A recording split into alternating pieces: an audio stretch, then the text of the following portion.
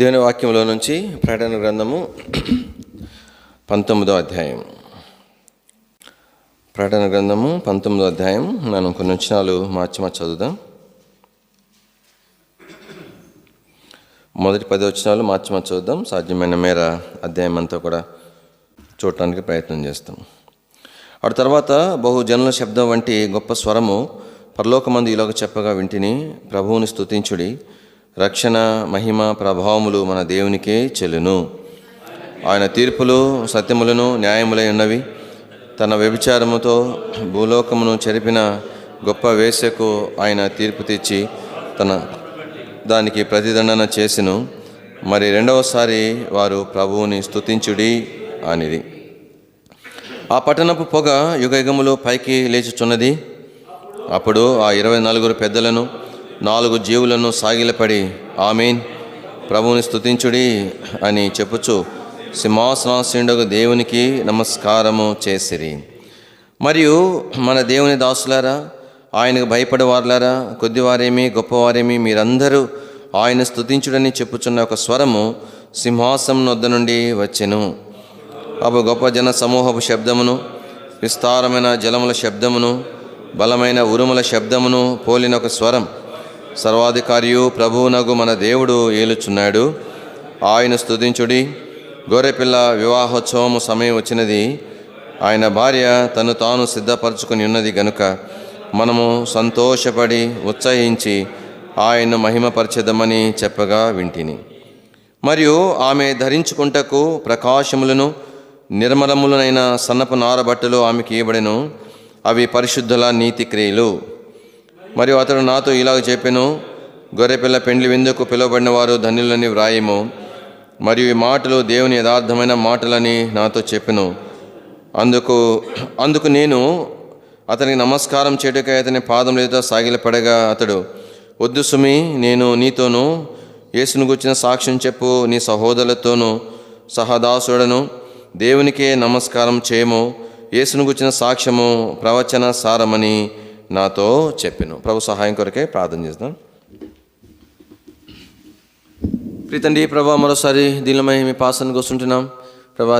తిరిగి మీ యొక్క సన్నిధికి మీ సహాయంను కోరి వస్తుంటున్నాం ప్రభా. మీ కృపను కోరి వస్తుంటున్నాం ప్రభా. మీరేమైనా మా సహాయం చేస్తే తప్ప మేమేం కూడా పొందజాలం ప్రభా. నీవు మాత్రమే నిత్య జీవపు మాట కలిగిన దేవుడు ప్రభా. మాకు అవసరమైన భాగం దయతో మాకు అనుగ్రహించవలసిందిగా ప్రార్థన చేస్తూ ఈ ప్రభా తండ్రి మీద ఆశని కనికరించి ప్రభా పరిశుద్ధపరిచి అభిషేకించి మరుగుపరచవలసిందిగా ప్రార్థన చేస్తూ కృపను కోరుకుంటూ యేసు ప్రభు వారి యొక్క శ్రేష్ఠ నామములో స్తుతించి ప్రార్థించి మహింపరిచి అడిగి వేడుకుంటున్నాం తండ్రి, ఆమేన్.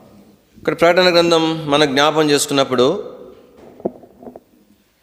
ప్రకటన గ్రంథం 1వ అధ్యాయం ప్రభువైన యేసుక్రీస్తు వారికి వచ్చిన ప్రత్యక్షణ గురించి మనకు జ్ఞాపం చేస్తూ వచ్చింది. 2, 3 అధ్యాయాలు సంఘం కొరకై రాయబడిన పత్రికలుగా మనం చూస్తాం. 3, 4 అధ్యాయాలు ఒకే సింహాసనం, ఒకే దేవుడు, ఆయనే ఆరాధించబడుతున్న గొర్రెపిల్లగా 3, 4 అధ్యాయాలు మరి మనం చూడగలుగుతాం. తర్వాత 4, 5 అధ్యాయాలు చూడగలుగుతాం. 6వ అధ్యాయంలో 6 ముద్రలు విప్పబడటం అనేటువంటిది మనము 6వ అధ్యాయంలో మనం చూడగలుగుతాం. మొట్టమొదటి ముద్ర విప్పబడినప్పుడు అంత్యక్రీస్తు బయలుపరచబడుతూ వచ్చినాడు. 2వ ముద్ర విప్పబడినప్పుడు యుద్ధములు వచ్చినాయి. 3వ ముద్ర అప్పుడు కరువులు, 4వ ముద్ర అప్పుడు తెగులు వచ్చింది. 5వ ముద్ర విప్పబడినప్పుడు ఆ యొక్క బలిపీఠము కింద ఉన్నటువంటి మరి ఆత్మలు మొరపెడతా వచ్చినాయి. 6వ ముద్ర విప్పబడినప్పుడు కాబట్టి సూర్య నక్షత్రములు భూమి మీద రాలటం అనేటువంటిది దేవుని వాక్యంలో మనం చూస్తూ వచ్చినాం. తర్వాత ఈ 6వ ముద్రకు 7వ ముద్రకు మధ్య ఉన్నటువంటి విరామమే మనము 7వ అధ్యాయాన్ని మనం చూస్తూ వచ్చినాం. 7వ అధ్యాయంలో కనుక ప్రభు మరి ఆ యొక్క 1,14,000 మంది 44 ఎంతమంది వాళ్ళు 1,44,000 మంది కాబట్టి వారు ముద్రించబడటం అనేటువంటిది ఆ విరామ సమయంలోని అధ్యాయంలో మనం చూడగలుగుతాం. తర్వాత 8వ అధ్యాయం 7వ ముద్ర అనేటువంటిది మనకేం చూపిస్తుందంటే 7 బోరలను చూపిస్తూ ఉంది. 7వ ముద్ర ప్రత్యేకం కాదు, కానీ 7వ ముద్రలో 7 బోరలు ఉంటా ఉన్నాయి. కానీ 7 బోరలు 8వ అధ్యాయంలో మనం చూస్తే మొదటి బోర ఊదబడినప్పుడు భూమి మీద 3వ భాగం నశించిపోయింది. 2వ ముద్ర విప్పబడినప్పుడు సముద్రంలో 3వ భాగం నశించిపోయింది. 3వ ముద్ర విప్పబడినప్పుడు మొదటి బోరకు భూమి మీద 3వ భాగం, 2వ బోర సముద్రంలో 3వ భాగం, 3వ బోర ఊదబడినప్పుడు నదులు నీటి బుగ్గల్లో 3వ భాగం నశించిపోయింది. 4వ బోర ఊదబడినప్పుడు సూర్య చంద్రములు మరి చీకటి కమ్ముతా వచ్చినాయి. మూడవ భాగం ఆకాశంలో అవన్నీ కూడా మరి రాలిపోయినట్లుగా మనం చూస్తూ వచ్చినాం. తర్వాత దీనవాక్యంలో మరి అక్కడికి 5 బూరలు ఊదబడుతున్నాయి. తర్వాత మిగతా మూడు బూరలు ఏవైతే ఉన్నాయో ఇవి 5, 6, 7 బూరలు. ఈ 3 బూరలు అనేటువంటి వాటి కొరకై 8వ అధ్యాయం చివరిలో అయ్యో అయ్యో అయ్యో అనే 3 పదాలు ఉపయోగించబడతా వచ్చినాయి. ఆ 3 పదాలు చివరి 3 బూరలు కూర్చిన సంగతిగా మనం జ్ఞాపం చేసుకుంటా వచ్చినాం. 9వ అధ్యాయంలో కాబట్టి ఆ యొక్క 3 బూరల్లో మొదటి బూరైన 5వ బూర ఊదబడినప్పుడు కాబట్టి ఆ యొక్క మిడతలు వల్ల ఎందరు నశించిపోయినారో రాయబడతా వచ్చింది. తర్వాత ఆ 3 బోర్లో 2వ బోర అయినటువంటి 6వ బోర ఊదబడినప్పుడు దాదాపుగా 20 కోట్ల గుర్రపు రౌతులు వచ్చినట్లుగా, ఆ గుర్రపు యొక్క తోకలు పాము వంటి వాటికి ముఖములు ఉన్నట్లుగా, కానీ అనేక మంది అంటే పైన బోరలు ఊదబడినప్పుడు 3వ భాగం భూమి మీద నశించిపోయినారు. అయితే ఎప్పుడైతే 6వ బోర ఊదబడినప్పుడు మిగిలిన వాళ్ళు మూడో వంతు ప్రజలు నశించిపోయినట్లుగా దేని వాక్యంలో మనం చూస్తున్నాం. తర్వాత 9వ అధ్యాయం తర్వాత 10, 11, 12, 13, 14, 15 అధ్యాయాలు, ఈ 6 అధ్యాయాలు కాబట్టి 6వ బోరకు 7వ బోరకు మధ్య ఉన్న విరామముగా మనకు దేవుని యొక్క వాక్యంలో జ్ఞాపం చేయబడతా వచ్చింది. కాబట్టి ఇక విరామములో మనకు మరి 10వ అధ్యాయంలో ప్రభువు యేసుక్రీస్తు వారు కాబట్టి ఆయన బలిష్ఠుడైన దూతగా పరిచయం చేయబడతా వచ్చినాడు. 11వ అధ్యాయంలో కాబట్టి 2 సాక్షులు భూమి మీద పంపించబడిన సందర్భం మనం చూస్తాం. తర్వాత 12వ అధ్యాయంలో మన జ్ఞాపం చేసుకుంటూ వచ్చినప్పుడు అక్కడ ఇశ్రాయేల్ ప్రజలను సూచించే స్త్రీని గురించి మనం చూస్తూ వచ్చినాం. ఆ స్త్రీకి పుట్టిన శిశువు యేసు ప్రభువుగా చూస్తూ వచ్చినాం. అక్కడే ఆ యొక్క మరి 12వ అధ్యాయంలోనే మికాయేలు ద్వారా మరి అక్కడ యుద్ధం జరిగినట్లుగా మనం 12వ అధ్యాయంలో మనం చూస్తాం. 13వ అధ్యాయంలో సాతాను యొక్క త్రిత్వము గురించి మనం జ్ఞాపం చేసుకుంటూ వచ్చినాం. 14వ అధ్యాయంలో గొర్రెపిల్లైన యేసు ప్రభు అక్కడ కొంత పరిచయం చేయబడతా వస్తాడు. ఆ తర్వాత మరి లోకమందరికి సువార్త ప్రకటించే దూతను గురించి మనకు జ్ఞాపం చేయబడుతుంది.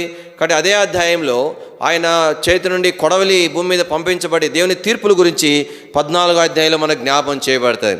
తర్వాత 15వ అధ్యాయంలో సాక్ష్యపు గుడారం గురించి ఇక్కడ దేవుని యొక్క అక్కడ మందిరం ఉన్నట్లుగా మనము అక్కడ నుండి కొందరు దూతలు వచ్చి కొన్ని విషయాలు ప్రకటించినట్లుగా మనం 15వ అధ్యాయంలో మనం చూస్తాం. 16వ అధ్యాయంలోకి వచ్చేసరికి ఈ యొక్క 7వ బోరలో భాగముగా 7 పాత్రలు భూమి మీద కుమ్మరించబడటం అనేది 17వ అధ్యాయంలో మనం చూడగలుగుతాం.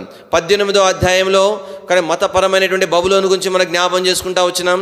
18వ అధ్యాయంలో కాబట్టి అధికారముతో కూడినటువంటి రాజ్యముతో కూడినటువంటి బబులోను నశించడం అనేటువంటిది 18వ అధ్యాయంలో మనకు జ్ఞాపం చేయబడతా వచ్చింది. తిరిగి 19వ అధ్యాయంలో మనం క్లుప్తంగా జ్ఞాపం చేసుకుంటూ వచ్చినప్పుడు మొదటి వచనం ఆడ తర్వాత బహు జన శబ్దంలో వంటి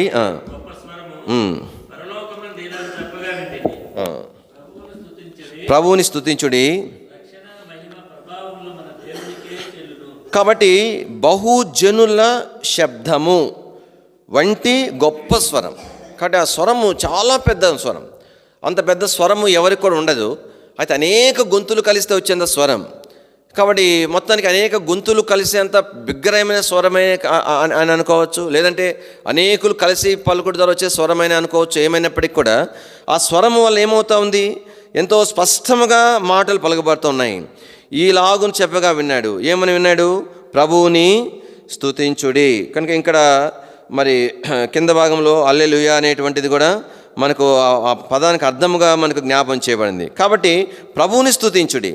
తర్వాత 2వ వచనం చివరిలో రాయబడింది ప్రభువుని స్తుతించుడి అని రాయబడింది.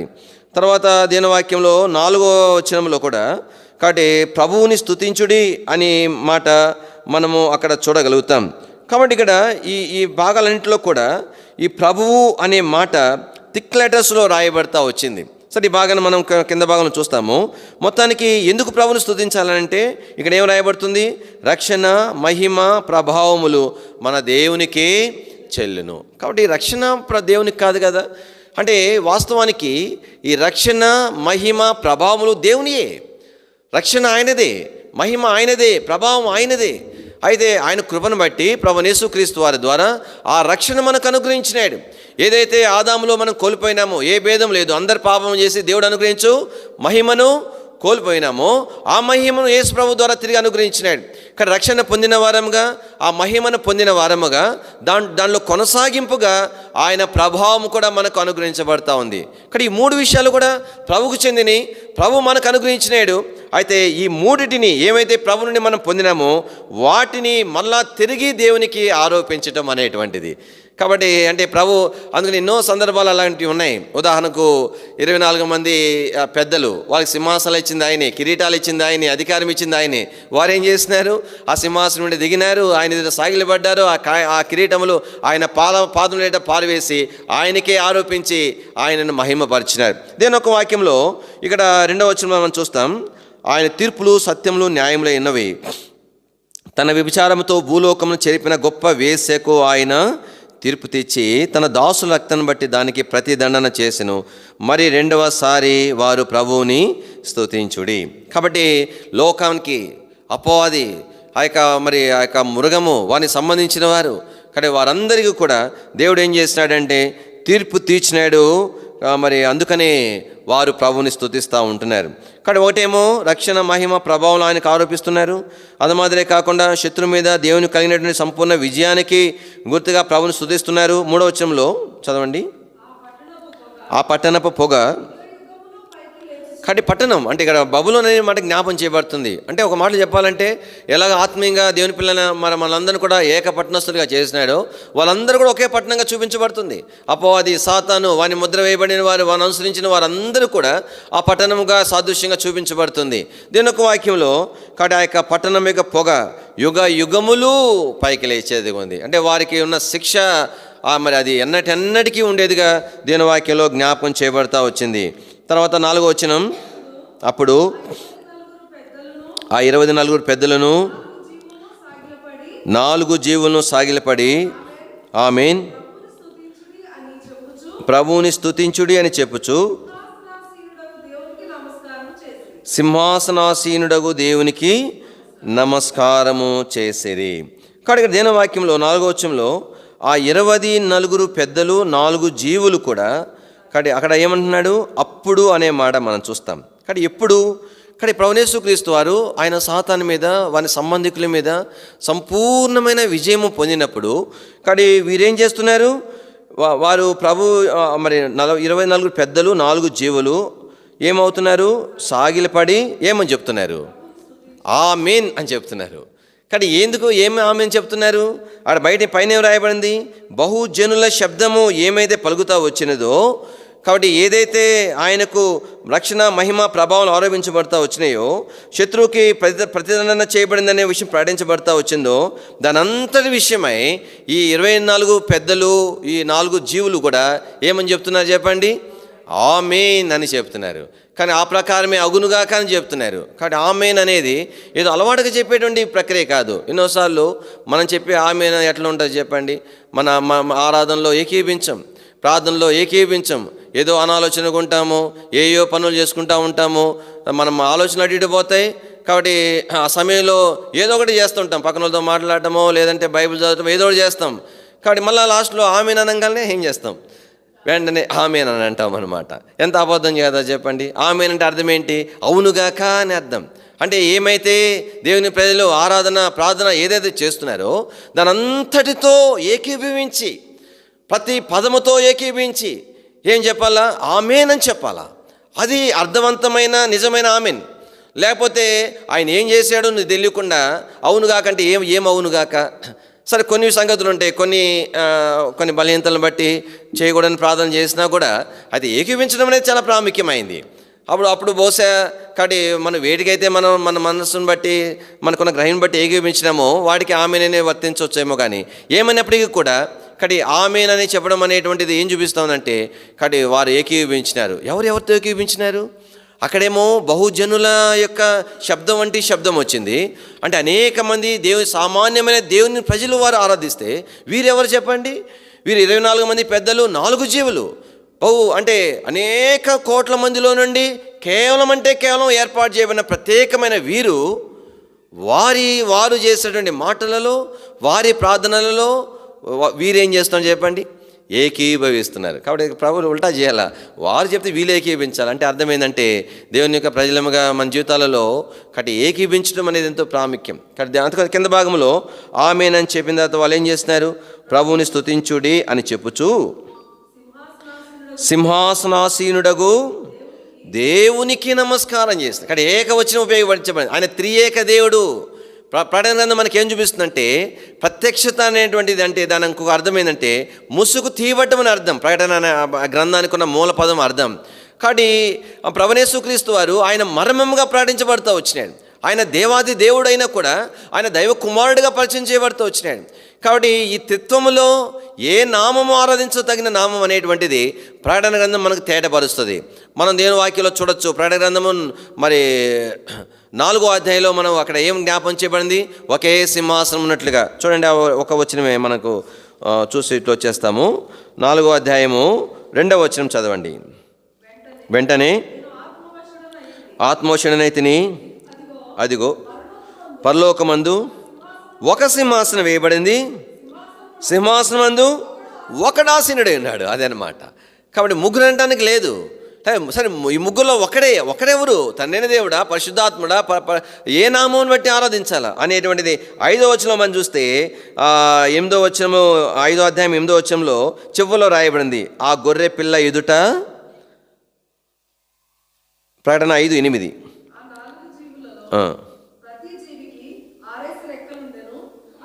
అక్క ప్రకటన 5:8 వచనం, 5వ అధ్యాయం 8వ వచనం.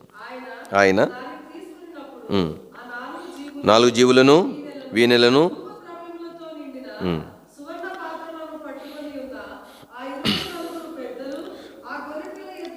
ఆ గొర్రె పిల్ల సాగిలిపడ్డాను. కాబట్టి తగినవాడు, ఆరాధించవలసిన స్థానంలో మన ప్రభువును మనం చూపించబడదు. ఇక్కడ దేవుని వాక్యంలో అందుకని ఇక్కడ ఏం రాయబడుతుందంటే 4వ వచనంలో సింహాసనాసీనుడగు దేవునికి వారు ఏం చేస్తున్నారు, నమస్కారము చేస్తున్నారు. తర్వాత ఇది 2వ సమూహం. మొదటి సమూహం ఏమో బహుజనుల శబ్దం, 2వ సమూహం ఏమో 24 మంది పెద్దలు 4 జీవులుగా చూస్తున్నాం. 5వ వచనం వచ్చేసరికి అక్కడ మరొక సమూహం మన పరిచయం చేయబడుతుంది.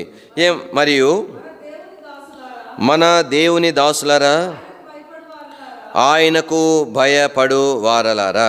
బహుశా ఈ మాటలు ఈ 24 పెద్దలు కానీ 4 జీవులు పలుకుతున్నట్లుగానే మనకు కనబడుతుంది.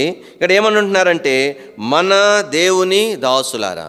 అంటే మన దేవుడు అంటే ఇక్కడ మేము ఆరాధించే ఆయన, మీరు ఆరాధించే, అందరూ ఆరాధించేది ఒక ఆయనే అని చెప్తూ ఏమంటున్నాడు, దేవుని దాసులారా. బహుశా ఇక్కడ దేవుని యొక్క పని కొరకై ప్రత్యేకించబడినటువంటి బహుశా దేవుని యొక్క సేవకులని అనుకోవచ్చు. అక్కడ దేని వాక్యం రాయబడింది, దాసులారా అని అంతటితో ముగించబడలే, కామా ఉంది. తర్వాత ఏమనుంది, ఆయనకు భయపడు వారలారా. దాసులుగా ఉండొచ్చు, కానీ దేవుని భయం కూడా లేకుండా కూడా ఉండొచ్చు. ఈ దాసులు ఏ దాసులు అంటే దేవునికి భయపడేటువంటి దాసులు.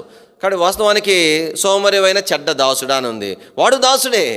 వాడు తర్వాత దేవుని వాక్యలో మరి మాట వినని దాసునికి అనేక దెబ్బలు, అట్లా దాసుని పదం ఉపయోగించబడింది. ఆ బోర్డు అయితే అట్లానే ఉంది. కానీ ఇక్కడ ఏ దాసులు అంటే దేవునికి భయపడేటువంటి దాసులు రాయబడుతుంది. తర్వాత ఏం రాయబడింది, కొద్దివారేమి గొప్ప. అంటే బహుశా వారిలో మరి సామాన్యంగా పరిచయం చేసేవాళ్ళు, గొప్ప దైవజనుల వారు అందరూ ఉంటున్నారు. వారందరూ కూడా ప్రభుని స్తుతించుడి అనే స్వరము సింహాసనం నుండి రావటం అనేటువంటిది 5వ వచనంలో మనం చూడగలుగుతూ ఉంటున్నాం. దీని వాక్యంలో మనం జ్ఞాపం చేసుకున్నప్పుడు దయచేసి 6-7 వచనాలు చదవండి. అప్పుడు గొప్ప జనసమూహం శబ్దమును, విస్తారమైన జలముల శబ్దమును, బలమైన ఉరుముల శబ్దమును పోలిన ఒక స్వరము.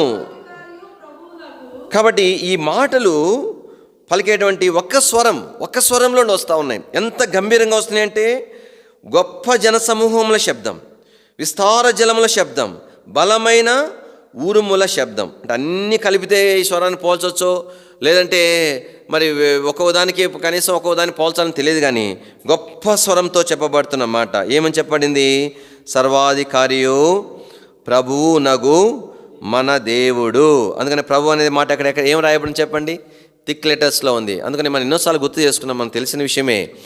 మరి ఏవైతే క్రొత్త నిబంధన గ్రంథంలో ప్రభు అనే ప్రతి పదము కూడా ఓపికగా థిక్ లెటర్స్లో థిక్గా మరి ప్రింట్ చేస్తారు. ఎందుకు థిక్ చేస్తున్నారు అట్లాగా అందుకని మనం ఎన్నోసార్లు గుర్తు చేసుకున్నాం, పాత నిబంధనలో కోట్ చేయబడినటువంటి వచనాలు ఏవైతే కొత్త నిబంధనలో కోట్ చేయబడ్డాయో, పాత నిబంధనలు వచనాలు, ఆ పాత నిబంధనల వచనంలో యెహోవా అనేటువంటి చోట క్రొత్త నిబంధనలో అదే వచ్చిన భాగం ఏమని రాయబడింది?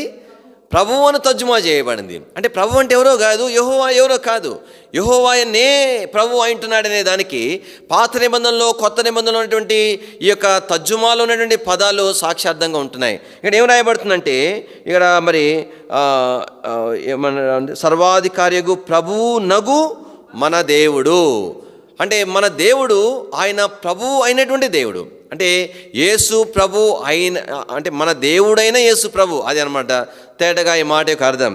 దేని వాక్యం ఇంకా జ్ఞాపం చేయబడతా వచ్చింది, ఏలుచున్నాడు ఆయనను స్తుతించుడి అని రాయబడింది. కాబట్టి ఆయనను స్తుతించుడి, ఆయన అంటే ఎవరు? ప్రభువుని. కాబట్టి ఆయనంటే ఎవరు? గొర్రెపిల్ల. కాబట్టి ఆయన్ను స్తుతించాల, ప్రభుని స్తుతించుడి అనే మాట పలు పర్యాయాలు ఈ భాగంలో రాయబట్లో ఉన్న ఉద్దేశం అది. దేని ఒక వాక్యంలో మనం జ్ఞాపం చేసుకుంటా వచ్చినప్పుడు ఆ తర్వాత వచ్చిన భాగం చదవండి. గొర్రెపిల్ల వివాహోత్సవ సమయం వచ్చినది, ఆయన భార్య తన్ను తాను సిద్ధపరుచుకొని ఉన్నది గనుక ఉత్సహించి. కాబట్టి గొర్రెపిల్ల వివాహ మహోత్సవం వచ్చింది. కాబట్టి ఆయన భార్య ఏం చేస్తుందని చెప్పండి? తన్ను తాను సిద్ధపరచుకుంటుంది. అంటే అది మాట మనకి ఏం జ్ఞాపం చేస్తుందంటే, ప్రభువుకి భార్యగా ఉండుట కొరకై సంఘముగా మనం సిద్ధపరచబట్ట అనేటువంటిది. కానీ ఇది ఎవరిని వారు మనం సిద్ధపరచుకోవాలా, నిన్ను నీవు సిద్ధపరచుకోవాలా, నన్ను నేను సిద్ధపరచుకోవాలా. నా సిద్ధపాటు అనేటువంటిది ఎవరి మీద ఆధారపడింది కాదు, నేను సిద్ధపడకపోవటం అనేటువంటిది ఎవరి చెందిన విషయం కాదు, నేను సిద్ధపడుట అనేటువంటిది ఎవరి మీద ఆధారపడింది కాదు. కాబట్టి నన్ను నేను సిద్ధపరచుకోవలసింది. కాబట్టి ఈ తీర్మానం అనేటువంటిది వ్యక్తిగతంగా కలగవలసినటువంటిది, ఆశ అనేటువంటిది వ్యక్తిగతంగా కలగవలసినటువంటిది. భక్తులందరి జీవితాల్లో మనం అదే చూడగలుగుతాం. దీని వాక్యంలో దానియేలు గురించి ఏమి రాయబడింది? కానీ రాజు భుజించి ఆహారము భుజించి తాను అపవిత్రుడు కాకుండానట్లు. తర్వాత ఏం రాయబడిందంటే, అక్కడ మరి ఒకే ఏకవచనం రాయబడతా వచ్చింది. మన పరిచయం వచ్చినది, దయచేసి మనము 8వ వచనంలో మధ్య భాగంలో ఉంటుంది, తన్ను అపవిత్రపరచుకోకూడదని దానిని ఉద్దేశించి తాను అపవిత్రుడు కాకుండానట్లు. కాబట్టి వ్యక్తిగతమైనటువంటి తీర్మానం. అందుకని ఎస్తేరు విషయం మనం చూస్తాం. ఎస్తేరు ఒక సామాన్యమైన మరి రక్తమాంసాలతో ఉన్నటువంటి మనుషుడే. ఆ మనుషుడు అందరిలాగే చెమడబోస్తుంది, అలాంటి మట్టి శరీరం కలివాడే. అయినప్పటికీ ఆ రాజుకు, ఒక అహష్వేరోషు అనే ఒక రాజుకు రాణిగా ఉండడం కొరకు ఏం చేయబడింది? ఆమె తన్ను తాను ఎలాగ సిద్ధపరచుకున్నది? కాబట్టి ఆమె ఆ యొక్క హేగే కొరకు మరి నడిపింపుకు ఏం చేస్తుంది చెప్పండి. ఆయన పేరు నపుంసకుడి పేరు హేగేనే కదా, హేగేకు అప్పగించుకుంది కదా. కాబట్టి దేని వాక్యంలో మరి 6 మాసాలేమో ఒక విధమైన సుగంధ ద్రవ్యాలతో, మరొక 6 మాసాలు మరొక విధమైన సుగంధ ద్రవ్యాలు, అవి కాకుండా కాబట్టి రాజు దగ్గరికి వెళ్ళేటి కొరకై హేగే నిర్ణయించిన అలంకారం కాక ఆమె ఏం రాయబడింది? ఆమె మరి ఏమి కూడా కోరలేదు అని రాయబడింది. అంటే అర్థం ఏంటి? కాబట్టి తన దృష్టి కాదు, తాను సిద్ధపరచుకునే విధానం ఏమిటి అంటే, హేగే ఒక అలంకారం ఇస్తున్నాడు, అమ్మాయి ఇది పెట్టుకుంటే నువ్వు బాగుంటావు అంటే, ఈమెకి బాగా ఆ అలంకారం వల్ల తను బాగున్నట్టుగా అనిపించకపోయినా హేగే నిర్ణయానికి ఒప్పుకొని అలంకారం పెట్టుకుంది. ఈ అలంకారం పెట్టుకుంటే నేను బాగుంటాను తనకు అనిపించింది. అయితే హేగే అమ్మ ఇది వద్దు అన్నాడు. వెంటనే ఆమె, అంటే అర్థం ఏంటంటే, కానీ హేగే ఎందుకు అప్పగించుకుందంటే, హేగే రాజు యొక్క నపుంసకుడు, రాజు యొక్క ఇష్టాయిష్టాలు తెలిసినవాడు, రాజు దేనిని అంగీకరిస్తాడో, ఎట్లా ఉంటే ఆయన దృష్టికి ఇష్టమో తెలిసినవాడు. కాబట్టి ఎస్తేరు అప్పగించుకుంది. అందుకని జ్ఞాపం చేసుకోవాలా, ఈ దినాల్లో ఎత్తబడే సంఘములో నీవు నేను ఉండాలంటే, కానీ నీ యొక్క నా యొక్క ఇష్టాయిష్టాలు ఏ మాత్రం కూడా పనికిరావు. మనల్ని మనం సిద్ధపరచుకోవాల్సిన విధానం ఏంటి? కొన్ని సందర్భాల్లో ప్రభు మనకు చెప్పిన సంగతులు అది మన దృష్టికి నచ్చకపోవచ్చు, సరిగా కాదనిపించవచ్చు, అయినా కూడా దాన్ని మనం అప్పగించుకోవాలా. కొన్ని విషయాలు మరి మనకి ఇష్టమైనవి ప్రభు వద్దని చెప్పవచ్చు, అయినా కూడా తలంపు ఏంటంటే, తీర్మానం ఏంటంటే, ప్రభా నీ ఇష్టానికి నేను అప్పగించుకోవాలి. మనల్ని మనము సిద్ధపరచుకోవాల్సిన విధానం దేని వాక్యము చేత, దేని వాక్యంలో అందుకని రాయబడింది కదా, వాక్యం అనే ఉదక స్నానము చేత మహిమగల సంఘంగా మనం చేయబడతాం. వాక్యం చేత కలంకాలు, ముడతలు అటువన్నీ కూడా తొలగించబడతాయి. పరిశుద్ధంగా నిర్దోషమైన వారిగా, పరిశుద్ధమైన ఆయన భార్యగా మనం సిద్ధపరచబడతాం. కాబట్టి దీని వాక్యంలో ఈ ప్రకటన గ్రంథము 19వ అధ్యాయంలో మనం జ్ఞాపం చేసుకున్నప్పుడు ఈ యొక్క మరి ఆయన భార్య అయినటువంటి సంఘము ఏం చేస్తుందంటే చెప్పండి, తన్ను తాను సిద్ధపరచుకొని ఉన్నది గనుక మనము సంతోషపడి. కాబట్టి వారు చెప్తున్నారు, 24 మంది పెద్దలు, ఆ 4 జీవులు, మిగతా వారందరూ చెప్తున్నారు. ఏమని చెప్తున్నారంటే, మనము ఉత్సహించి ఆయన మహిమపరచాలి. అంటే చూడండి ఎంత సంతోషమో, ఎంత ఉత్సాహమో. దేనిని బట్టి? ఆయన భార్య తను తాను సిద్ధపరచుకునేటువంటిది అనేది వారికి ఏం కలుగు చేస్తుంది? ఎంతో సంతోషం కలుగు చేస్తూ ఉంది. పెళ్ళిలో భార్య అంటే ఆ పెళ్ళి అయ్యేటువంటి పెళ్లి కుమార్తె వరకు అందరూ చూస్తూ ఉంటారు. చూసిన వాళ్ళు చూడని వాళ్ళు అందరూ చూస్తూనే ఉంటారు. వాళ్ళు రావటం అనేటువంటిది మిగతా వారికి సంతోషం. వారికి ఎంత సంతోషం అయితే భార్య స్థానంలో ఉండే ఆమెకి ఎంత సంతోషం ఉండాలా కదండి. కాబట్టి ప్రభు కొరకు మనల్ని సిద్ధపరచుకోవటం అనేటువంటిది, కాబట్టి వీరికి ఎంత సంతోషం అయితే నీకు నాకు ఎంత సంతోషమై ఉండాలా. అందుకనే ఈ సంతోషము, ఈ ఉత్సాహం దేనికోసము? అందుకనే గనుక అనే మాట ఉంది. కాబట్టి దేనిని బట్టి? తను తాను సంఘము సిద్ధపరచుకునే బట్టి కలిగేటువంటి సంతోషం, ఉత్సాహం. వారికి ఎంత సంతోషమైతే ఈ దినాలలో మనము ఆయన రాకడ కొరకు సిద్ధపరచుకున్నట్టు ద్వారా ఈ సంతోషం, ఈ ఉత్సాహం, దేవుని మహింపచేటువంటి ఈ స్థితి నేను పొందేటువంటి వారికి ఉంటాం. అంతే తప్ప వాక్య జ్ఞానం కలిగి ఉండటం బట్టో, లేదంటే మంచిగా వాక్యమును మరి బోధించడం బట్టో, లేదంటే ఆయా తలాంతులను బట్టో మనము కాబట్టి ఈ సంతోషం, ఉత్సాహం మనం పొందలేం. ఈ సంతోషం, ఉత్సాహం అనేది అత్యధికమైన సంతోషం. ఇది సాధారణమైనది కాదు. రక్షణ ద్వారా పొందిన సంతోషం కాదు. అది కేవలము కాబట్టి రక్షణ ఆనందం అనేటువంటిది అది కొంతవరకు ఆ పరలోక సంబంధమైన ఆనందం యొక్క రుచి. అది అన్నిటి మించిన సంతోషం, ఉత్సాహం ఏంటంటే మనము ప్రభు కొరకు సిద్ధపరచుకోవటం. దీని వాక్యంలో ఇంకా కింద భాగంలో జ్ఞాపం చేసుకుంటా వచ్చినప్పుడు దయచేసి 8వ వచనం, మరియు ఆమె ధరించుకొనుటకు ప్రకాశములను నిర్మలములైన సన్నపు నార బట్టలు ఆమెకి ఇవ్వబడిను. కాబట్టి సన్నపు నార బట్టలు ఎంతో ప్రకాశమైనవి, నిర్మలమైనవి. కానీ ఇవి ఆమె కాదు, ఇది ఆమె సిద్ధపరచుకుంది కాదు. దేని వాక్యంలో ఆమెకు ఇవ్వబడినటువంటి వస్త్రాలు. ఆ వస్త్రాలు ఏమిటనంటే పరిశుద్ధుల నీతి క్రియలు. అంటే అర్థం ఏంటి? మనం ఎలాగా ప్రభువును సేవించాలా, ఆయన నీతి ఏంటి, ఏ క్రియల ద్వారా ఆయనకు అనుకూలంగా జీవించడం అనేటువంటిది అది నీకు నాకు కలిగేటువంటిది కాదు. నీ యొక్క నా యొక్క జ్ఞానాన్ని బట్టి వచ్చేది కాదు. ప్రభువు నుంచి మనకు వచ్చేటువంటిది. ప్రభు మనకు నేర్పిస్తాడు. అందుకని ఎందుకు దేవుని ఇంటికి వచ్చినా, మోకాల మీద వచ్చి వ్యక్తిగతంగా వాక్యం చదువుకున్నా, కుటుంబ ప్రార్థన యొక్క భాగం చదువుకున్నా, మన ప్రార్థన ఏమి ఉండాలంటే, ప్రభువా నేను నడుచుకోవాల్సిన విధానం నాకు నేర్పించమని ప్రార్థన చేసుకోవాలా. కీర్తనాకారుడు అన్నాడు, ఆహా నా ప్రవర్తన స్థిరపడినడలా ఎంత మేలు అని అన్నాడు. నీ కట్టడలు అనుసరించినట్లుగా నా ప్రవర్తన స్థిరపడినట్ల ఎంత మేలు. కాబట్టి దీని వాక్యంలో ఈ నీతి క్రియలు అనేటువంటివి ఇది మానవ సంబంధమైన నీతి క్రియలు కాదు. కాబట్టి ఇది స్వనీతితో కూడినటువంటి క్రియలు కాదు, దేవుని ద్వారా అనుగ్రహించేటువంటి నీతితో కూడినటువంటి క్రియలు. దీని ఒక వాక్యంలో ఇంకా కింద భాగంలో మనకు జ్ఞాపం చేయబడతా వచ్చింది.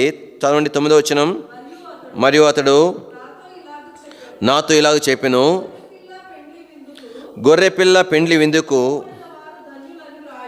పిలువబడిన వారు ధన్యులని వ్రాయము. మరియు ఈ మాటలు కాబట్టి గొర్రెపిల్ల పెండ్లి విందుకు పిలువబడిన వారు ధన్యులు. ఇక్కడ గొర్రెపిల్ల పెండ్లి విందులో గొర్రెపిల్ల ఉంది, ఆయన భార్య అయిన సంఘం ఉంది. ఇక్కడ ఎవరున్నారు అంటే గొర్రెపిల్ల పెండ్లి విందుకు పిలువబడినటువంటి వారు ఉన్నారు. ఎవరు ఈ పిలువబడిన వారు అనంటే పాత నిబంధన భక్తులే. కానీ ఈ గొర్రెపిల్ల పెండ్లి విందుకు అతిథులుగా వారు ఉంటూ ఉన్నారు. నిజంగా ఈ యొక్క సంఘ కాలంలో, నూతన నిబంధన కాలంలో ఉన్న నీవు నేను ఎంత ధన్యులమంటే, అబ్రహాము ఆత్మీయ స్థాయి ఎంత గొప్పదో, మోషే ఆత్మీయ స్థాయి ఎంత గొప్పదో, నోవహు యొక్క ఆత్మీయ స్థాయి ఎంత గొప్పదో, మరి ఎంతమంది దైవజనులు ఉన్నా కూడా వారికి లేని ధన్యత దేవుడు నీకు నాకు అనుగ్రహించినాడు. దేనికి మన స్థానం ఏంటి? ఆయన యొక్క భార్య యొక్క స్థానంలో మనల్ని ఉంచుతున్నాడు. కాబట్టి వాళ్ళ మిగతా పాత నిబంధన భక్తులందరూ కూడా, కాబట్టి యేసు ప్రభు సిలువ వేయబడక ముందు వరకున్న భక్తులందరూ కూడా వారందరూ కూడా ఇక్కడ మరి పెండ్లి విందుకు పిలువబడినటువంటి అతిథులుగా దీని వాక్యంలో మనం చూస్తాం. కాబట్టి ఎందుకోసమని అంటే వారు చిందించబడనయున్న రక్తమందు విశ్వాసం ఉంచి, రానయున్న యేసుప్రభుని విశ్వాసం ఉంచి వారు రక్షణ ఉంచబడినారు. కానీ ఆ రక్షణ అనేది సంపూర్ణం కాలేదు. ఆ రక్షణ ఎప్పుడు సంపూర్ణమైంది? ప్రభువైన యేసుక్రీస్తు వారు శిలువలో రక్తము చిందించిన తర్వాత కాబట్టి ఆ రక్షణ వారికి సంపూర్ణమైంది. కాబట్టి వారు నీతిగా బ్రతికినారంటే దేన్ని బట్టి అంటే రానయున్న యేసు ప్రభు చిందించబడనయున్న రక్తమందు విశ్వాసం బట్టి వారు ప్రభు కొరకు జీవించగలిగినారు. కానీ సంపూర్ణ రక్షణ ఇప్పుడు అనుగ్రహించబడింది దేవుని వాక్యంలో. కానీ ఆ ప్రభువైన యేసుక్రీస్తు వారు సిలువ వేయబడిన తర్వాత, సమాధి చేయబడిన తర్వాత, అప్పుడు మరి ఏదైతే ప్రభువుకి ముందున్న భక్తులు వారు ఉండేటువంటి పరదేశన స్థలం భూమిలో ఉంచబడతా వచ్చింది. అక్కడ వారు ఎలా ఉన్నారు? చెరలో ఉన్నారని రాయబడింది. చెర అంటే అర్థం ఏంటి? వారికి ఇంకా సంపూర్ణ రక్షణ రాలేదు. సంపూర్ణ రక్షణ ఎట్లా వచ్చింది? ఎవరు వారికి సంపూర్ణ రక్షణ కొరకే సువార్త చెప్పినారు? యేసు ప్రభు తానే ఆయన పాదబెట్టబడిన తర్వాత భూమిలో ఉన్నటువంటి చెరలో ఉన్నటువంటి భక్తుల ఎదుకు వెళ్ళి ఆ రక్తమును వారికి అనుగ్రహించి వారికి సువార్త చెప్పినాడు. అలాగని వారు సంపూర్ణ రక్షించబడ్డారు. తర్వాత ఆయన తిరిగి లేచినప్పుడు చెరగా తీసుకుని వచ్చి కానీ పైకి తీసుకుపోయినాడు. అంటే యేసుప్రభు సిలువ వేయబడక మునుపు ఆ పరదేశు భూమిలో ఉంది. యేసుప్రభు తిరిగి లేచిన తర్వాత ఆ పరదేశు పైకి మార్చబడింది. ఈ పరదేశంలో ఎవరున్నారు అని అంటే యేసుప్రభు కంటే ముందుగా ఉన్నటువంటి భక్తులు వారు అక్కడ ఉంచబడతా వచ్చినారు. ఆ తర్వాత మరి ప్రభునందు కాబట్టి ఇక్కడ దేవుని వాక్యం మనకు జ్ఞాపం చేసుకుంటూ వచ్చినప్పుడు అయితే సంఘం ఎత్తబడినప్పుడు వీరందరూ కూడా మరి సమాధులు తెరవబడి ప్రభుత్వ సంఘంతో కూడా ఎత్తబడుతున్నారు. అయితే వారు ఏ స్థానంలో ఉంటున్నారంటే ఆ గొర్రెపిల్ల వివాహోత్సవంలో. కాబట్టి వారు అతిథులుగా అక్కడ ఉంచబడేటువంటి వారుగా ఉంటున్నారు. దేవుని వాక్యంలో కింద భాగంలో జ్ఞాపం చేసుకుంటూ వచ్చినప్పుడు దయచేసి 10వ వచనం, అందుకు నేను అతనికి నమస్కారం చేయటకై అతని పాదముల ఎదుట సాగిలపడగా. ఎవరైతే అతడు అని అంటే 18వ అధ్యాయంలో 21వ వచనంలో ఉన్న మనుషుడే. కాబట్టి ఆ దోతే ఈ సంగతులు మరి తనతో పంచుకుంటా ఉన్నాడు. 21వ వచనం, తర్వాత బలిష్ఠుడైన ఒక దూత. కానీ బలిష్ఠుడైన దూతను చూసినప్పుడు కానీ యోహాను ఏమని పొరపాటు పడ్డాడంటే కానీ ఈయన ప్రభువైన యేసుక్రీస్తు వారే అని పొరపాటు పడ్డాడు. కానీ ఇంత అంటే దూతలలో ప్రత్యేకంగా బలిష్ఠుడుగా ఉన్నాడు కాబట్టి అని అలా అనుకున్నాడు. అదేనో వాక్యంలో కూడా దూత తను చెప్తున్నాడు, ఏమంటున్నాడు? కాబట్టి వద్దు సుమి నేను అని చెప్తున్నాడు ఆ బలిష్ఠుడైన దూత. ఆ బలిష్ఠుడైన దూత ఏమంటున్నాడు? నేను, ఇంకేమంటున్నాడు? నేను నీతో సహదాసుడను. మంచిదే. యోహాను అపోస్తలుడు ఎంతో సేవ చేసినాడు, ఎంతో శ్రమలు అనుభవించినాడు. అత్సాక్ష్యంగా మరి ఆ నూనెలో నుండి కాగబడి నూనెలో వేయబడ్డాడు, ప్రాంతం బయటపడ్డాడు. మరి ఆ యొక్క మరి తన శిక్షలో భాగముగా మరి అక్కడికి పంపించబడతా ఉన్నట్లుగా దేవుని వాక్యంలో మనకు శిక్షలో భాగంగానే పద్మాసు ద్వీపానికి తను పంపించబడినట్లుగా మనం చూస్తాం. అయితే ఉన్నతమైన స్థానమే. అయితే ఆ గొప్ప బలిష్ఠుడైన గొప్ప దూత, అంతకంటే గొప్పవాడు, ప్రత్యేకంగా ఏర్పాటు చేయబడినవాడు. ఆ దూత ఏమని చెప్తున్నాడంటే యోహాన్తో, నేను నీతో సహదాసుడను. సహదాసుడా? ఆ దూత వేరు కదా. సరే, ఈయన ఎంతో యోగ్యంగా సేవ చేస్తే వీళ్ళు కూడా బలింతులు ఉంటాయి కదా. అంతటితో ఆగిపోలేదు. తర్వాత ఏమన్నట్టు చెప్పండి? దేవునికి నమస్కారం చేయము. యేసును చదువు, ఇంకా అది అంత పోలే. నేను నీతోను యేసును గూర్చిన సాక్ష్యం చెప్పు. సహోదరులు అంటే సామాన్యమైన విశ్వాసులు, ప్రభువుని గురించి ప్రకటించేటువంటి వారు, సామాన్యమైన వారు, వారితోనూ ఏమంటున్నాడు? నేను సహదాసును. ఎట్లా అవుతాడు చెప్పండి? యోహాను మనం ఒకటేనా? సరే, యోహాను వాళ్ళిద్దరు ఒకటి అనుకుందాంలేండి. ఇప్పుడు యోహాను మనం ఒకటేనా? కానీ ఆ దూత చెప్తున్నాడు, నేను నీతో సహదాసుడను. యేసు గురించి సాక్ష్యం ఇచ్చేటువంటి నీ సహోదరులతో కూడా సహదాసుడను. అది ఐక్యపరచుకోవటం అంటే, అది దేవుని ప్రజలతో ఐక్యపరచుకోవటం అంటే, దేవుని ప్రజలను చూడటం అంటే. దేవుని వాక్యలో అంత ఆత్మీయ స్థాయిలోనికి రావాలంటే ఎంత కార్యమో నాలో మనలో జరగాలో కదా. మోషే అన్నాడు, మోషే ఎంత ధైర్యంగా చెప్పినాడు. ఏమని అన్నాడు? ప్రభువా, కాబట్టి నువ్వు వెళ్ళు, నేను పంపిస్తాను, నువ్వు పోవానంటే ఆ మనుషుడు ఏమన్నాడు తెలిస్తే? ఏమన్నాడు? నేను యోగ్యుడను కాదన్నాడు. ఎంత మాట చెప్పండి. ఏం యోగ్యత లేదా? అన్ని విద్యలు నేర్చుకున్నాడు. మాటలు ఏమంటారు? నాకు మాట మాంద్యం ఉందన్నాడు. మరి ఆ అపోస్తల కార్యాలు ఏం రాయబడింది? మాట యందు నేర్పగలవాడని రాయబడింది. అవన్నీ వంకలే. చివరికి దేవుడు కోపపడాల్సి వచ్చింది. ఎన్ని సూచనలు చెప్పినా కూడా ఏదో ఒకటి చెప్తున్నాడు, కోపపడాల్సి వస్తుంది. అంటే ఇంత యోగ్యంగా ఆత్మీయంగా సిద్ధపరచబడిన మనుషుడు నేను దేవుని పనికి పనికిరాను, అయోగ్యునని ఎట్లా ఎంచుకోగలిగినాడు అని అర్థం. అవి డైలాగ్స్ కాదు. అంటే నిజంగా అయోగ్యుడైతే, ఆ అయోగ్యతో ఉన్నవాడు ఎట్లయితే తన అయోగ్యుడు అనుకుంటాడో, యోగ్యతలో ఉండి తను అనుకుంటున్నాడు. ఎంత శ్రేష్టమైన అనుభవం చెప్పండి. అయితే ఒక మాట అన్నాడు. ఏమన్నాడు? నువ్వు పంపదలుచుకున్న వానినే పంపము అన్నాడు. ఎవరు? మోషేని పక్కన పెడితే ఇంకెవరున్నారు చెప్పండి? అందరు బానిసలే, చదువు సంధ్య లేని వాళ్ళే, కారం మెతుకులు తినేవాళ్ళే, కానీ ఎండలో పని చేసి నల్లగా అయిపోయిన వికారమైన ముఖాలు కలిగిన వారే. ఈ మనుషుడు అంటాడు, ప్రభా, కానీ నీ ప్రజల వాళ్ళు ఎవరిని నువ్వు ఏర్పాటు చేసుకున్నా వాళ్ళతో కలిసి నేను సేవ చేస్తానంటున్నాడు ఈయన. ఒకవేళ ఈయనలాగా టాలెంట్స్ ఉండేవాళ్ళు ఆ రకరకాల ఉండుంటే సరే అన్న, సరేలే ఇంకా 10 మంది ఉన్నారు కదా వాళ్ళు ఒకడు అనుకోవడానికి, ఇంకెవరు లేరు. ఎట్లా చెప్పగలిగినాడు? దేవుని వాక్యంలో జ్ఞాపం చేసుకోవాల్సిందంటే ఈ అనుభవంలోనికి మనం రావాలి. దేవుని ప్రజలతో ఐక్యపరచుకోవటం, వారితో సమానమైన వారిగా ఎంచటం, దీనమైన హృదయం కలిగి వారితో చెప్పాలి హృదయపూర్వకంగా, సహోదరుడా, ఏ విషయంలో నీకంటే నేను ఎక్కువ కాదయ్యా, ఏ విషయంలో మరి నువ్వు నాకంటే ఎక్కువ కాదని చెప్పడం కాదు, ఏ విషయంలో నీకంటే ఎక్కువ కాదు. ఎప్పుడు చెప్పాలా? ఆయా విషయాలలో అతనికంటే నేను కొంత మెరుగైన వాడినన్న గ్రహింపు ఉన్న స్థితిలో మనం ఎంచుకోవాల్సిన విధానం ఏంటంటే మనల్ని మనం తగ్గించుకొని, అంటే ఆ స్థితి నాది అయిండొచ్చు, కాకపోయిండొచ్చు. నా దృష్టిలో నేను ఆ విషయాల్లో కొంచెం మెరుగు కనబడుతున్నాను, నా దృష్టిలో నా సోదరుడు ఆ విషయంలో కొంచెం తక్కువ కనిపిస్తున్నాడు. వాస్తవికంగా ఆ విషయంలో తక్కువ కాదనేది అది దేవుని లెక్కలు వేరుగా ఉంటాయి. అయితే అలాంటి స్థితిలో నేనేం చేయాలంటే నా సహోదరుని స్థానంలోనికి వచ్చి నా సహోదరునితో నేను చెప్పాలా, కాబట్టి నేను నీతో సమానమైన వాడనే అని చెప్పాలా. దేవుని వాక్యం తర్వాత ఈ యొక్క దూత తను సాక్ష్యం ఇస్తూ చదవండి. ఇంకా తర్వాత, సహదాసుడును దేవునికి నమస్కారం చేయము, యేసును కూర్చిన సాక్ష్యము. కాబట్టి యేసును కూర్చిన సాక్ష్యం అది అంటే ప్రవచనాల యొక్క సారమే యేసు ప్రభు అని చెప్తున్నాడు. అంటే అర్థం ఏంటి? ప్రవచనాల్లో రాయబడింది కాబట్టి యేసు ప్రభు రావడం కాదు, యేసు రానయ్యున్న యేసు ప్రభును గూర్చిన ప్రవచనాలు అవి. అదనమాట. కింద భాగంలో ఇక్కడ ఇన్పుట్లో రాసింది, ఏమని రాసింది? 3 అనేసి. అంటే ఆ స్పిరిట్ అంటే ఏమంటారంటే విషయం కాదు, దానిలో ఆ స్పిరిట్ తెలుసుకోవాలంటారు. అంటే అర్థం ఏంటంటే దాని మూలం అని అర్థం. ఈ ప్రవచనాలంతా మూలం ఏంటంటే ఇక్కడ యేసు ప్రభు తాను రానయ్యున్నాడు, ఆయన రానయ్యున్న సంగతిని ఈ ప్రవచనాలు మరి నిర్ధారణ చేస్తూ వచ్చినాయి. దీని ఒక వాక్యంలో కింద భాగాన్ని మనం జ్ఞాపం చేసుకుంటూ వచ్చినప్పుడు అక్కడ మనకు 11వ వచనంలో పరలోకము తెరవబడి ఉంటుంది చూస్తూ ఉన్నాం. అప్పుడు ఇదిగో తెల్లని గుర్రం కనబడెను, దాని మీద కూర్చున్నవాడు నమ్మకమైన వాడు, సత్యవంతుడు అన్న నామం గలవాడు, ఆయన నీతిని బట్టి విమర్శ చేసి యుద్ధము జరిగి. కాబట్టి ఇక్కడ ప్రభు వస్తున్నాడు, తెల్లని గుర్రం ఎక్కువ వస్తున్నాడు. అందుకని దీన్ని ఇమిటేట్ చేసే 6వ అధ్యాయంలో మోజపుత్ర విప్పబడినప్పుడు తెల్లని గుర్రం మీద వచ్చినాడు అబద్ధ సాక్షి.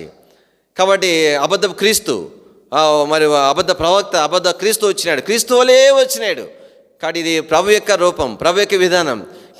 దాన్ని ఇమిటేట్ చేశాడు అనమాట. అక్కడ తల కింద భాగంలో మనం జ్ఞాపం చేసుకుంటా వస్తే 12వ వచనం, ఆయన నేత్రములు అగ్ని జ్వాలల వంటివి, ఆయన శిరస్సు మీద అనేక కిరీటాలు ఉన్నాయి, వ్రాయబడిన ఒక నామం ఆయనకు కలదు. కాబట్టి దీని ఒక వాక్యంలో అనేక కిరీటాలు ఆయన మీద ఉన్నాయి. అంటే అర్థం ఏంటి? అన్ని రాజ్యాలు ఆయనయే. కాబట్టి రాజులు వారికి అధికారం వారిది కాదు, ఆ కిరీటాలన్నీ ఆయనే. అందరి రాజుల మీద ఆయన అధికారి, కాబట్టి అన్ని దేశాల మీదనే ఆయన అధికారి. కాబట్టి దీని ఒక వాక్యంలో అందుకని కింద భాగంలో ఇంకా 14వ వచనంలో రాయబడింది, పరలోకపు సేనలు శుభ్రమైన తెల్లని నారబడి ధరించుకొని తెల్లని గుర్రములెక్కి ఆయనను వెంబడించుచుండిరి. 15వ వచనం, జనములను కొట్టుటకై ఆయన నోట నుండి వాడిగల ఖడ్గము బయలువెళ్ళుచున్నది, ఆయన ఇనుపదండముతో వారిని ఏలును, ఆయనే సర్వాధికారియగు దేవుని తీక్షణమైన ఉగ్రతని అను ఆ మద్యపు తొట్టి తొక్కును. రాజులకు రాజును ప్రభులకు ప్రభును నామం ఆయన వస్త్రం మీదను తొడ మీదను వ్రాయబడి ఉన్నది. దేవుని యొక్క వాక్యంలో ఇక్కడ మనకు ఏమి జ్ఞాపం చేయబడతా ఉన్నదంటే, కాబట్టి ఆయన ఇనపదండముతో వారిని ఏలును అనే మాట మనకు జ్ఞాపం చేయబడుతుంది. కాబట్టి ఇనపదండముతో కీర్తనలు 2వ అధ్యాయంలో ఉన్న వచనం అదే. మనం ఇంతకుముందు ఆరాధనలో జ్ఞాపం చేసుకునేటప్పుడు కూడా ఆ మాటను మనం జ్ఞాపం చేసుకుంటూ వచ్చినాం. 2వ కీర్తనలు 2 7వ వచనంలో ప్రభువైన యేసుక్రీస్తు వారి గురించిన సాక్ష్యం, 8వ వచనంలో ఆయన సంఘము గురించి, ఆయన స్వాస్థ్యంగా దేవుని ప్రజలు చేయబట్టడం గురించి 8వ వచనం, 9వ వచనం. కాబట్టి ఇనపదండముతో నీవు వారిని నలగొట్టెదవు, ముక్క చెక్కలుగా. కాబట్టి దేవుని యొక్క తీర్పును గురించి జ్ఞాపం చేస్తూ ఉంది. కాబట్టి లోకమంతటి మీద ఆయన అధికారము గురించి ఈ మాట మనకు జ్ఞాపకం చేస్తూ ఉంది. దేని ఒక వాక్యంలో ఇంకా చివరిగా మనం ఇక 19వ అధ్యాయంలో మనం జ్ఞాపం చేసుకుంటూ వచ్చినప్పుడు 17వ వచనం, మరియు ఒక దూత సూర్యబొమ్మంలో నిలిచి ఉండటం చూచిని, అది గొప్ప శబ్దముతో ఆర్భటించి, రండి, రాజుల మాంసం, సహస్రాధిపతుల మాంసం. కానీ ఇవన్నీ కూడా వారి గొప్ప విందును సకల పక్షులకు కూడా దేవుడు ఏర్పాటు చేసినట్లుగా దేవుని యొక్క వాక్యంలో మనం చూస్తాం. 19వ వచనం, మరి ఆ గుర్రము మీద కూర్చున్న వానితోనూ ఆయన సేనతోనూ యుద్ధము చేయుటకై ఆ క్రూర మృగమును భూరాజులను వారి సేనలను కూడి ఉండగా చూచితిని. అప్పుడు ఆ మృగము దాని ఎదుట సూచక క్రియలు చేసి దాని ముద్రను వేయించుకుని వారిని, ఆ మృగపు ప్రతిమకు నమస్కరించిన వారిని మోసపరిచిన అబద్ధ ప్రవక్తయు పట్టబడిన వారిద్దరూ గంధకములతో మండు అగ్నిగుండములో ప్రాణముతోనే వేయబడిరి. కాబట్టి దేని యొక్క వాక్యంలో మరి ప్రభు చేసిన యుద్ధంలో కాబట్టి ఏదైతే క్రూర మృగం ఉన్నదో, తర్వాత అబద్ధపు ప్రవక్త ఉన్నాడో, మోసగించినారో, వారు అగ్నిగుండములో వేయబడినట్లుగా దేవుని వాక్యంలో రాయబడతా ఉంది. కాబట్టి ఇక్కడ వాళ్ళు ఏం చేస్తున్నారు 19వ వచనంలో అంటే, మరియు ఆ గుర్రం మీద కూర్చున్న వానితో ఆయన సేనతో యుద్ధం చేయటకాయ క్రూర మృగము భూరాజులు వారి సేనలు కూడి ఉండగా అందరూ కూడుకున్నారు. అయితే ప్రభు వారిని ఓడించినాడు, వారిని సంహరించినాడు, వారిని పాతాళంలో బంధించినట్లుగా దేవుని వాక్యంలో చూస్తాం. కాబట్టి ఈ యుద్ధం అనేటువంటిది కాబట్టి సంఘముతో కూడా ప్రభు భూమి మీదకి వచ్చిన సందర్భంలో జరిగేటువంటిది. కాబట్టి ఇక్కడ ఈ 19వ అధ్యాయంలో మనకేం చేయబడుతుందంటే, తర్వాత 20వ అధ్యాయం మొదటి భాగంలో కూడా ఈ సాతాను, ఘట సర్పము, అబద్ధ ప్రవక్త త్రిత్వం ఏమైతే ఉన్నదో ఇదేం చేయబడింది చెప్పండి? పాతాళంలో దేవుడు ఏం చేసినాడు? బంధించి వేయటం అనేది చూస్తాం. కాబట్టి 1000 ఏండ్ల పరిపాలన ఎందుకు అంత ఆశీర్వాదకరంగా ఉన్నదంటే, మనం ఇంతకుముందు గుర్తు చేసుకున్నాం. యెషయా గ్రంథంలో 1000 ఏండ్ల పరిపాలన గురించిన యెషయా గ్రంథంలో ఉన్న ప్రవచనాలు అన్నీ కూడా జ్ఞాపకం చేసుకున్నాం. ప్రవచితమైతే క్లుప్తంగా మరి ప్రభు రాకడ ఆలస్యమైతే వచ్చే వారం మనం తిరిగి మననం చేసుకుంటాం మనం. కానీ దేని యొక్క వాక్యంలో ఎందుకు అని అంటే, ఆ సమయంలో సాతాను ఉండడు, పాపం కొరకనే ప్రేరేపణ ఉండదు, సైతానే లేకపోతే ఇంక పాపమే ఉండదు. కాబట్టి అయితే మిగతా వారు రక్షణ పొందుతారంటే రక్షణ అయితే పొందరు. అయితే పాపం చేయడానికి ఆస్కారం అనేటువంటిది ఉండదు. కాబట్టి దేని యొక్క వాక్యంలో 1000 ఏండ్ల పరిపాలన ఎంత ఆశీర్వాదకర పరిపాలన గల కారణం ఏంటంటే, సాతాను ఏం చేయబడుతున్నాడు చెప్పండి? కానీ వాడు బంధించబడుతున్నాడు. అందుకని ఈ అధ్యాయంలో పరలోకంలో వారంతా సంతోషం ఏంటంటే, కానీ ఇప్పుడు దాకా వారి బాధ అంతా ఏంటంటే, అయ్యో కానీ మనుషులు మోసగించబడుతున్నారనే బాధ. ఇప్పటికున్న బాధ ఏంటంటే, అయ్యో ఆ రక్తం కింద రావట్లేదనే బాధ. ఆ తర్వాత బాధ ఏంటంటే, అయ్యో అనేకులు శత్రువు చేత సంహరించబడుతున్నారనే బాధ.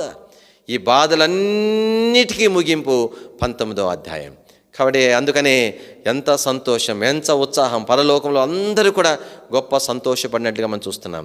కానీ ప్రభు స్తోత్రములు, ఆ సంతోషకరమైన స్థానంలోనికి, ఆ ఎత్తబడే గుంపులోనికి నీవు నేను రావాలి అని అంటే నిశ్చయముగా మనల్ని మనం సిద్ధపరచుకోవాలి. ఇంకా విడిచిపెట్టకూడని బలహీనతలు అట్లానే పెట్టుకోనండి. ఏ ఒక్క విషయంలో కూడా ప్రభా నేను దీనిని విడిచిపెట్టలేను, దీనిని మానలేను అని మనం చెప్పకూడదు. ప్రభా ఈ విషయంలో నేను అనుసరించలేను, ఈ విషయంలో నేను వినటానికి నా మనసు అంగీకరించదని ఏ విషయంలో మనం చెప్పకూడదు. కానీ అప్పుడే ఆ మహిమల సంఘములో ఎత్తబడేటువంటి గుంపులో మనం ఉండగలుగుతాం. విడిచిపెట్టబడితే ఎంత భయంకరం. వాక్యం అంతా తెలుసు. ఆ యొక్క సాతాను వస్తాడని తెలుసు. సరే, కొంతకాలము ఇశ్రాయేల్ ప్రజలు మోసగించబడతారులే, నిజమైన మెస్సీ అనుకొని. అయితే దేవుని పిల్లలు మనకు తెలుసు. ఇప్పుడు దేవుని వాక్యం ఇచ్చి, పరిశుద్ధాత్మను ఇచ్చి, సహవాసం ఇచ్చి, ఒకరినొకరు ప్రోత్సహించుకొని, హెచ్చరించుకొని, బలపరుచుకునే ఈ స్థితిలోనే నేను సిద్ధపరచబడకపోతే పరిశుద్ధాత్మ దేవుడు ఉండడు, ప్రవక్తలు ఉండరు, దేవుని వాక్యం ఉండదు. అప్పుడు సిద్ధపరచడం సాధ్యమేనా అని దేవుని ప్రజలుగా జ్ఞాపం చేసుకోవాలా. 2 ప్రాముఖ్యమైన నియమాలు, 2 కంటే 3 అని చెప్తాను. మొట్టమొదటిగా మనల్ని మనం సిద్ధపరచుకోవాలి. రెండవదిగా దేవుని ప్రజలు సిద్ధపరచబట్టి కొరకై మనం పరిచయం ఉండాలి. పరిచయం అంటే పుడిపిని చేసే పరిచయాన్ని కాదు, ఆ భారముతో ఒకరినొకరు ప్రోత్సహించుకునేవారుగా, బలపరుచుకునేవారుగా, హెచ్చరించుకునేవారుగా ఉండాలి. మూడవదిగా రక్షణ లేని వారి విషయం వేదన మన హృదయంలో ఉండాలి. ఎలాగైనా వారు రక్షించబడాలి, వారి గురించి కన్నీరు ఉండాలా. కాబట్టి పలు విధాలుగా పలు సందర్భాల్లో మరి ఎవరో ఒకరు వాక్యం చెప్పే వాళ్ళు మరి పిలిపించే వాళ్ళకి వాక్యం చెప్పాలా, చెట్ల కూడా కుటుంబాల్లో కూర్చోబెట్టి దేని మాటలు చెప్పాలా. కాబట్టి ఈ దినాలలో ఇది మన జీవితాల్లో ఉండవలసింది. ఉందా? అలాగా సిద్ధపడుతున్నామా? దేవుని ప్రజలు కూడా సిద్ధపరచబడాలని అపేక్ష ఉందా? రక్షణ లేని వారి విషయంలో నా బంధువులు, నా స్నేహితులు, వాళ్ళకి భోజనం పెడతాం, వాటికి పోయి భోజనం తింటాం, వాళ్ళు నాశనం అవుతామని తెలిసి గమ్ముకుంటాం. ఏం ప్రేమ అది? దొంగ ప్రేమ కాదా? మోస ప్రేమ కాదా? ఏమి ఒకరోజు మన మీద పడి ఏడిస్తే ఏం జవాబు చెప్పగలుగుతాం? కాబట్టి తన పాపాన్ని తన ఉత్తర అయితే కావచ్చు కాక కొంత మేర, కాబట్టి మనం కారణం కాదా? ఒకవేళ దాని కొరకైనా ప్రత్యేకమైన శిక్ష లేకపోవచ్చు కాక అదే శిక్ష కదా. మన పొరపాటును బట్టి ఎవరైనా చనిపోతే జీవితంలో మనం కోలుకోగలమా? చెప్పండి, ఎంత వేదన ఉంటుంది. దేవుని పిల్లంగా ప్రార్థన చేసుకుందాం. ప్రభా, నేను నీ దేవుడు మనకు పాత నిబంధన భక్తుల కంటే మించిన ఆధిక్యత మనకి ఇచ్చినాడు. చిందించబడిన యేసు ప్రభు రక్తం అంది విశ్వాసం ఉంచి చిందించబడిన రక్తంలో కడగబడి ఆయన పెండ్లి కుమార్తెన సంఘముగా సిద్ధపరచబడుతున్నాం. మన జీవితంలో ఎంత తీవ్రత ఉండాలా, ఎంత ఆశ ఉండాలా. ప్రభు మనకు సహాయం చేయను గాక. ప్రార్థన చేస్తాం. ప్రేమ స్వరూపిణి మా తండ్రి, పరిశుద్ధులైన దేవా, మీకు స్తోత్రాలు చెల్లించుకుంటున్నాం. ప్రాణ గ్రంథంలో ప్రభా మా కొరకై రాయించిన మాటలు బట్టి స్తోత్రములు. ప్రభా మా ప్రభు తండ్రి దేవా నిచ్చిన మా తండ్రి సంపూర్ణ విజయం పొందే సందర్భాన్ని మాకు జ్ఞాపం చేస్తానికి స్తుతిస్తుంటున్నాం. ప్రభా, దానికంటే సంతోషకరమైన గొప్ప సంతోషం మీ ప్రజలు తమను తాము సిద్ధపరచుకోవటం. ప్రభా, ఆ జాబితాలో ఆ వరుసలో ఏదో ఒక ప్రక్కన నేను కూడా ఉన్నట్లుగా సహాయం చేయము. ప్రభా, దయతో కనికరించము. ప్రభా తండ్రి, ఆ జాబితా నుండి ఎక్కడ తొలిపోతానన్న భయము ఉన్నట్లుగా చేయము. ప్రభా, ఎలాగైనా ఆ జాబితాలో ఉండాలనే ఆశ పట్టుదల అనుగ్రహించము. ప్రభా తండ్రి, మీ మహిమ కొరకు, మీ రాకడ కొరకు మమ్మల్ని ఆయుధపరచవలసింది ప్రార్థన చేస్తూ మీ తగిలిన హస్తములకు అప్పగించుకుంటూ ప్రభా మీ కృపను కోరుకుంటూ యేసు ప్రభా యొక్క శ్రేష్ఠ నామంలో స్తుతించి ప్రార్థించి మహిమపరిచి అడిగి వేడుకుంటున్నాం తండ్రి. ఆమేన్. తొట్టెలుకున్న మిమ్మల్ని కాపాడుకును, తన మహిమ ఎదుట ఆనందంతో నిర్దోషులుగా నిలబెట్టుకును శక్తిగల రక్షకుడైన అద్వితీయ దేవునికి ప్రభువైన యేసుక్రీస్తు వారి మూలముగా మహిమ, మహాత్యమును, అధికారమును, ఆధిపత్యమును యుగములకు పూర్వమును ఇప్పుడును సర్వయుగములను కలుగునుగాక. ఆమేన్.